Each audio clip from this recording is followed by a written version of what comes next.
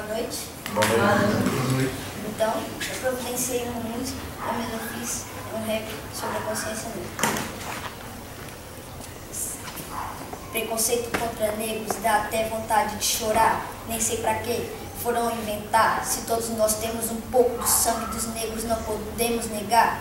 Então, eu queria ver se você estivesse no lugar dos negros, nenhum dia iria durar, pois desde as antigas eles são fortes para tudo isso suportar. Foram escravizados e para se libertar da escravidão fizeram muito esforço. Então, por que você, mano, não manda trazer um filé para aqueles que ficaram roendo o osso?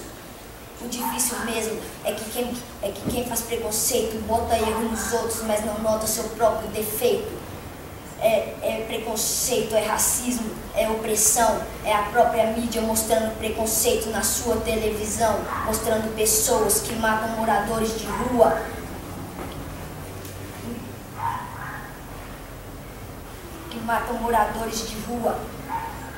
Depois querem que nosso mundo evolua. Só pra te avisar, a gente não tá no mundo da lua. Então, como eu já disse, pra quem sofre preconceito é difícil suportar, haja esforço. Então já manda trazer um filé para aqueles que ficaram roendo o osso.